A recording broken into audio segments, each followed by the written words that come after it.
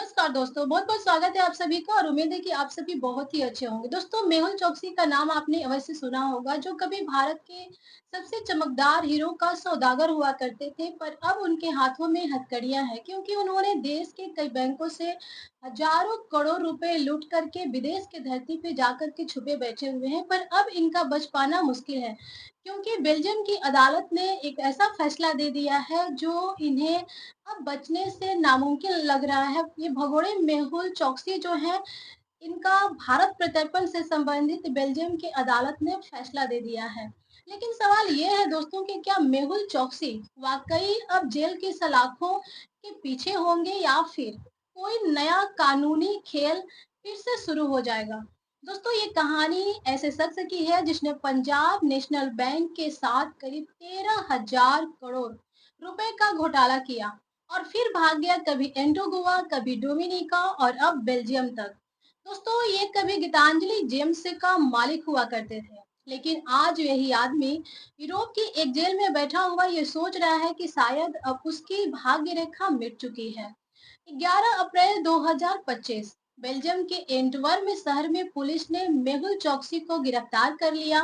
भारत की सीबीआई और ईडी की टीम ने महीनों की मेहनत के बाद वहां की अदालत में प्रत्यर्पण का पूरा डोजियर पेश किया और 4 महीने तक सुनवाई चली।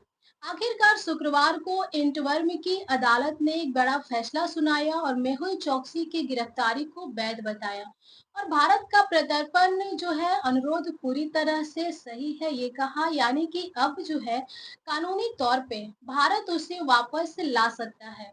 लेकिन अभी कहानी इतना पे खत्म नहीं होती है दोस्तों, क्योंकि चौकसी के पास अभी एक और चाल बची हुई है। वह बेल्जियम की हाई कोर्ट में इस फैसले के खिलाफ अपील कर सकता है। इसका मतलब यह हुआ कि वो फिलहाल जेल में रहेगा, लेकिन भारत लौटने से पहले एक और कानूनी लड़ाई लड़ेगा।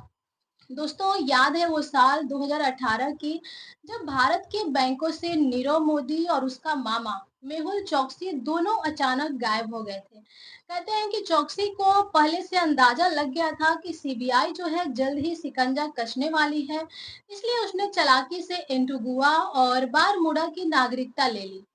वहाँ पहुंचकर उसने खुद को पीड़ित बताया और कहा कि मैं बीमार हूँ और भारत की जेलें जो है हमारे लिए सुरक्षित नहीं है। लेकिन सवाल ये उठता है दोस्तों कि अगर कोई निर्दोष है तो भाग क्यों जाता है? अगर उसके हाथ साफ है तो फिर डरता क्यों है? भारत सरकार ने भी इस बार कोई कसर नहीं छोड़ी। गृह मंत्रालय ने बेल्जियम की अदालत को भरोसा दिलाया कि अगर चौकसी भारत आता है तो उसे मुंबई की आर्थर रोड जेल की बैरक संख्या 12 में रखा जाएगा, जहां न तो ज्यादा भीड़-भाड़ होगी और न ही उसे एकांतता का महसूस होगा। यहाँ तक कि जेल की पूरी व्यवस्था को ये बताया गया कि यूरोपीय मानकों के अनुसार होगा। यानी भारत ने दुनिया को ये संदेश दिया कि हम न्याय चाहते हैं, न कि बदला लेना।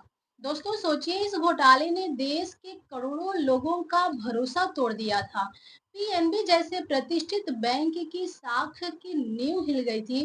13,000 करोड़ रुपए सिर्फ एक स्याही की लकीर से गायब हो गई और चौकसी जैसे लोग महलों में बैठे राज कर रहे हैं, जबकि आम जनता ब्याज की आखिरी किस्त चुकाने में अपना खून पसीना एक कर रहे हैं। दोस्तों, अब सवाल ये है कि क्या मेहुल चौकसी की वापसी से न्याय मिलेगा या फिर भारत लौटकर भी वो कानूनी जाल बुन देगा? कानूनी विशेषज्ञों के मुताबिक अगर बात करें तो अगर प्रत्यर्पण प्रक्रिया पूरी हो गई तो भारत में उस पर सीबीआई और ईडी की चार्जशीट के तहत मुकदमा चलेगा और अगर दोषी पाया गया तो उसे जेल में लंबी सजा मिल सकती है। लेकिन इतिहास गवाह है दोस्तों कि ऐसे आर्थिक अपराधियों के मामले जल्दी सुलझते नहीं हैं। विजय माल्या हो गए, नीरव मोदी, संजय भंडारी, ये सभी सालों से विदेशों में कानूनी लड़ाई लड़ रहे हैं। लोगों के मन में अब बस एक ही बात है कि हमारा पैसा जो है कब वापस आएगा और आएगा भी या कि नहीं। क्या कभी ऐसे घोटालेबाजों को असली सजा मिलेगी? देश की जनता चाहती है कि सिर्फ गिरफ्तारी नहीं बल्कि सख्त सजा और मिसाल पेश हो। शायद अब वक्त आ गया है कि भारत अपनी आर्थिक ईमानदारी की नया अध्याय लिखे, क्योंकि जब तक ऐसे लोग जेल की सलाखों के पीछे नहीं पहुंचेंगे तब तक देश का आम नागरिक खुद को ठगा हुआ ही महसूस करता रहेगा। तो दोस्तों आपका क्या मानना है, क्या मेहुल चौकसी को आखिरकार भारत लाया जा सकेगा या उसे उसके अपराधों की सजा मिलनी चाहिए? क्या मिल पाएगी उसे सजा या फिर वो कानून के उलझनों में फँस करके खुद को बचा लेगा या फिर ये लंबी कानूनी कहानी बनने वाली ये हो जाएगी और वो बच जाएगा? अपनी राय कमेंट सेक्शन में ज़रूर बताइएगा। जानकारी अच्छी लगी हो तो लाइक कीजिएगा, दोस्तों के पास शेयर कीजिएगा और चैनल पे नए हो तो सब्सक्राइब करके बेल आइकन ज़रूर प्रेस कीजिएगा। तो मिलते हैं नेक्स्ट वीडियो में नेक्स्ट जानकारी के साथ, तब तक के लिए जय हिंद, जय भारत।